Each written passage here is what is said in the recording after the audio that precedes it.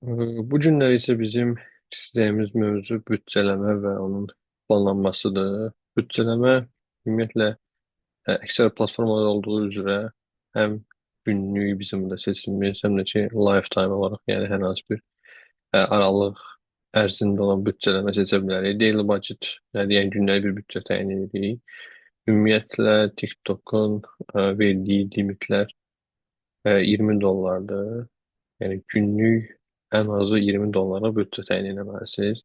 Bu digər platformalarla müqayisə etsən də, mesela $1, Google üçün ümumiyyətlə limit yoxdur. LinkedIn platformasında $10 bir limit var. Mesela deyəndə bir yaxlar Facebook, Instagram ikisində günlük ən azı $1 bir reklam seti üçün təyin olunacaq büdcədir. Bunların arasında TikTok'un günlük $20 təyin etməyi ümumiyyətlə mən doğru hesab eləmirəm. Daha az büdcə olsa daha yaxşı olar. Daha əl çatan olan daha çox insan reklam verərdi. Bununla da bir növ kiçik və orta sahibkarlıq ama kiçik hissəsini sıradan çıxarda deməm ki, kiçik sahibkarlıq.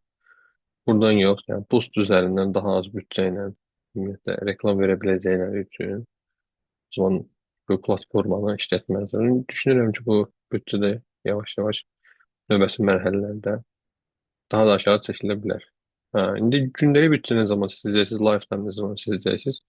Lifetime'ın seçimi əgər hər hansı bir zaman çərçivəsində təyin edilmiş müəyyən bir kampanyadır, Novruz kampaniyası, nə bilim, Black Friday yeni il kampaniyası tipli bir şeydirsə, o zaman lifetime seçə bilərsiniz. Lifetime ümumiyyətlə daha çox rahatlıq üzərindən qurulur. Biraz nisbətən rahatlıqdır, müəyyən bir vaxt çərçivəsi təyin edirsən, büdcədir, öz-özünə gedir, amma dailydə isə mütəmadi olaraq müdaxilə edirsən. Ə, baxırsan bunu qaldırsan daha yaxşı olar, effektiv nəticə necədir, hansı formadadır. Və bunu biz belə ki, təyin edirik. Zaman məsələsini eləndə əgər daily budgetda yenə də bitmə tarixi müəyyənləşdirə bilərsiniz. Burada başlama və bitmə tarixi var. Ə, standart buradan günlük bütçənizə çıxacaq. Amma ola bilər ki, hansısa gün daha az çıxsın, və daha çox çıxsın. Neçə günlük reklamdır bu? Və baxıram 19'u, 13'üne yaxın oxşuyur. Reklamdırsa 13 vur 20, $260 düzdür.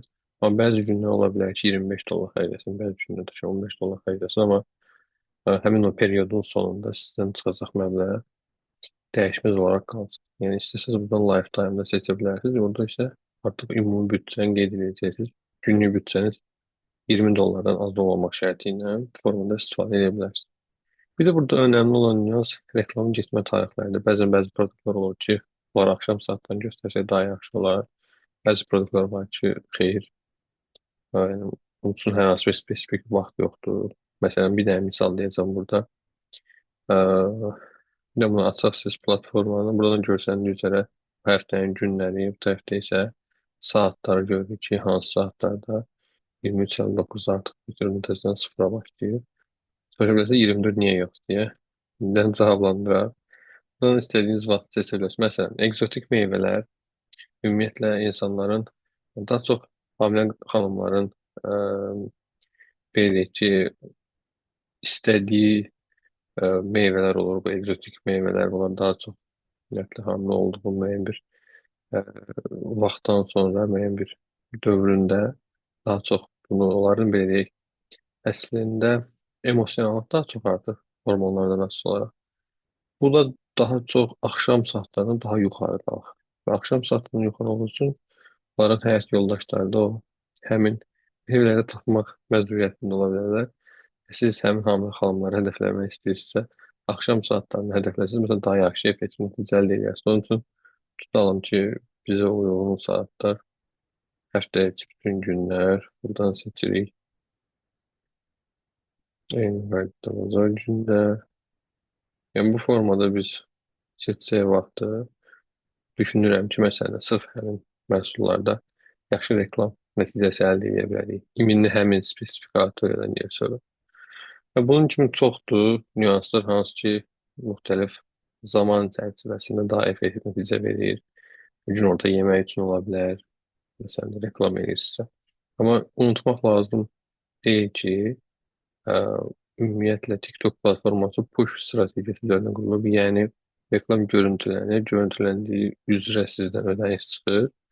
Buna görə də sizin hər hansı bir axşam saatlarında reklamın keçməsinin bütçən boş-boşuna gedir. Məntiqlə yanaşmayın. Yəni müştəri görmürsə zaten reklamınızı, sizə də bütçə çıxmayacaq orada. O baxımdan da narahat olmayın.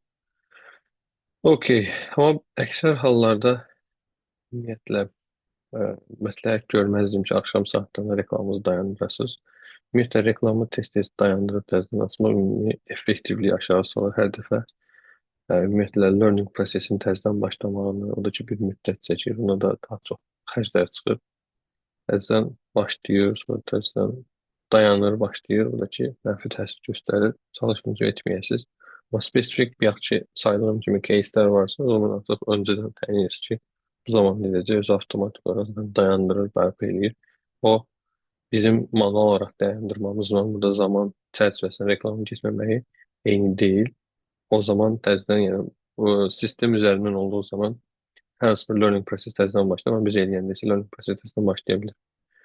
Okey. Keçək burada bidding və optimization. Bidding özü ümumiyyətlə bu yəqin ki bildiyiniz üzrə bunların hamısı auksionla baş verir. Çünki mənim və yaxud da ki, tələbə kütləsi ola bilər, varlı işləyən bir iş adamı kütləsi ola bilər ki, onları tutaq ki, hədəfləmək istəyirsiniz. Sizlə var paralel 5-6 dənə şirkət də həmin şəxsləri hədəfləyirlər, həmin şəxslərə reklam göstərmək istəyirlər. Onun üçün də siz auksiona girirsiniz, auksionda da bidding girirsiniz. Bidding nədir? Yəni sizin hər dəfə ki, o təklifləriniz. O prosesin özü bidding prosesi, amma ümumiyyətlə auksion adlandırılır. Yəni sənin o təklif vermə prosesin biddingdir.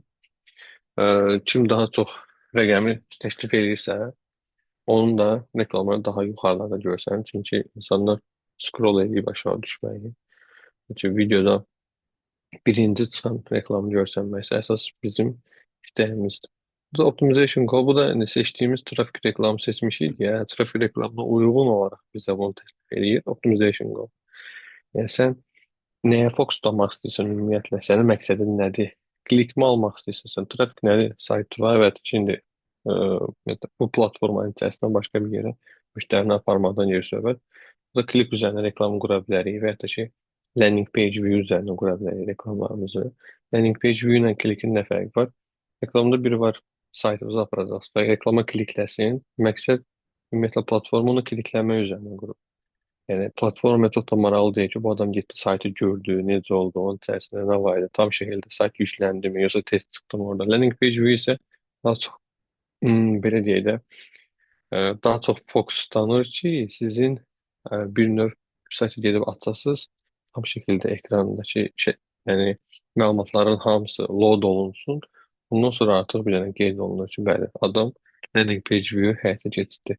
Bunu siz trafik reklam verirsə, meta reklamlarını belə yoxlaya bilərsiniz. Kifayət qədər hətta 50%-dən daha az müştəri bir növ reklama klik eləməsinə baxmayaraq landing page-i gedib view eləmir. Yəni görmür, ya əli dəyir, geri qayıdır və ya da ki, başqa nüanslar ola bilər ki, burada olsun.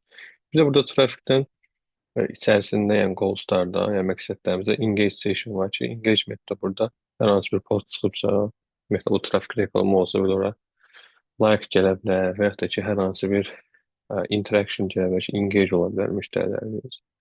Bu kimi nüanslardır. Bir də burada target CPA, bu da məsələn, landing page view üçün xüsusi bir rəqəm təyin edə bilərsiniz, amma məsləhət görmürəm ümumiyyətlə ilkin başlanğıcda bunu eləyəsiniz. Bunu o zaman eləyərsiniz ki, sizin artıq reportlarınız bəllidir. Birisi ki, məsələn, reklam verdim, reklam verəndən sonra bu nəticəni əldə elədim. Bura məsələn, $2, bir dənə satışın həyata keçirmək üçün $3, $4. Bunu biləndən sonra artıq bazar ortalamamız necədir? Ümumiyyətlə, marketdəki vəziyyət necədir? Bunu artıq bundan sonra təyin eləyə bilərsiniz, müəyyən bir rəqəm yazırsınız. Amma başlanğıcda məsləhət görməz bunu yazasınız. Zaten də optionaldır. Doldurma məcburiyyətində də deyilsiniz.